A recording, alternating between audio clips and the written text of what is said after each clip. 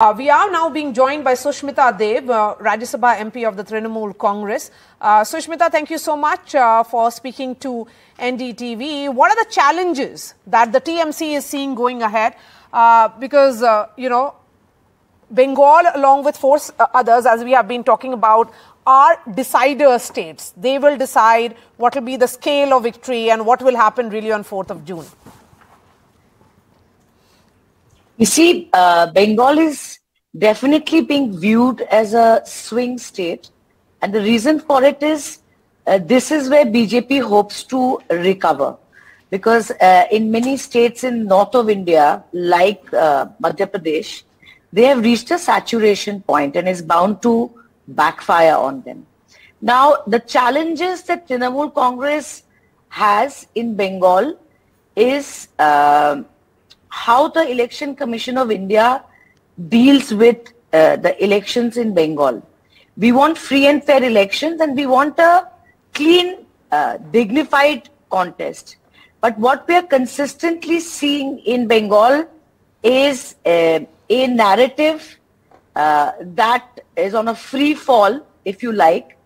And then you have seen what happened in Sandesh Khali, where now what we are seeing is that it was concocted, it was contrived.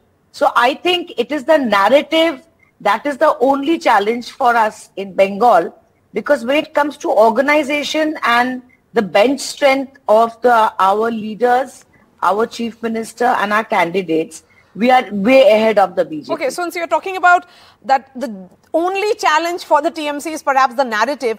But look at 2019. The BJP got 18 seats. You were at 22. It did come as a surprise to many.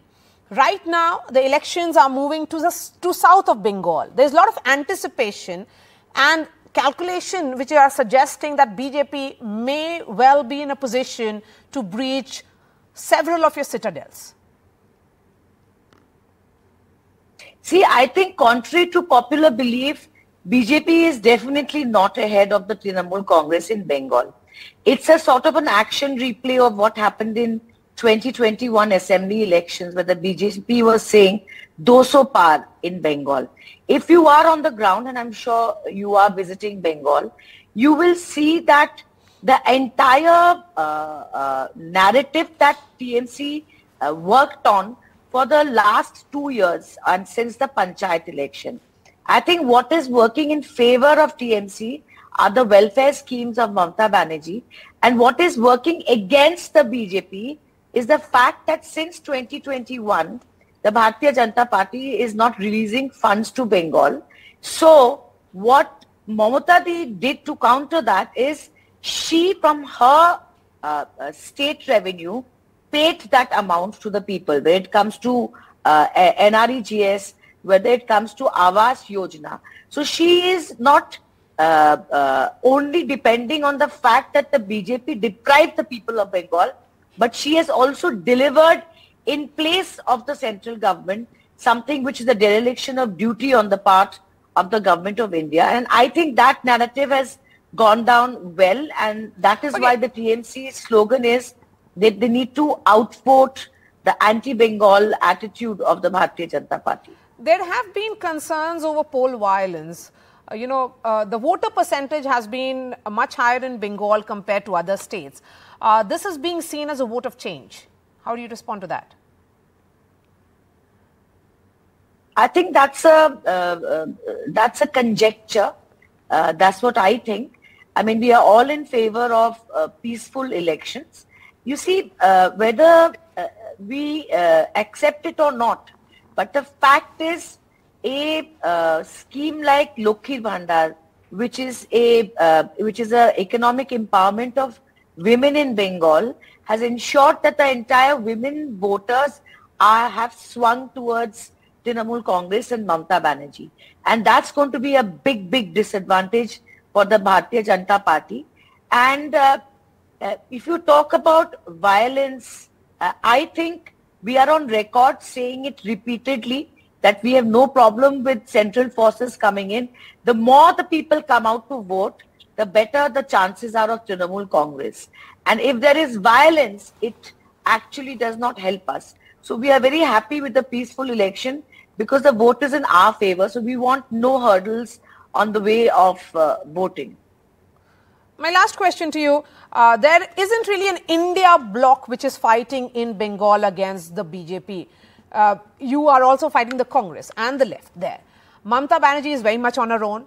And amidst the elections, there's a statement that has come in from the TMC Supremo, your boss, which has everybody confused, you know, in which she has said that if India comes to power, then she'll be supporting that government from outside. So for all practical purposes, Mamata Banerjee isn't really part of India bloc.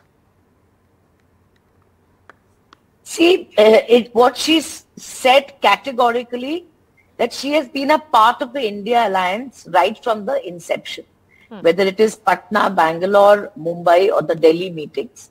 And she was instrumental in stitching up that alliance. But yes, she's also crystal clear that there shall be no support or no understanding in Bengal with the Congress and the left. And that's actually helps the alliance. See, what is an alliance? Alliance is stitched together so that we have a better strike rate.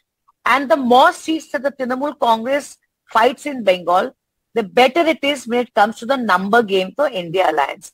Had we given more seats to had we left seats for the Congress or the leftist party in Bengal, we would have actually lost to the BJP. But the fact that Trinamool is in the forefront in 42 seats only makes it very difficult for the BJP to get their numbers in Bengal.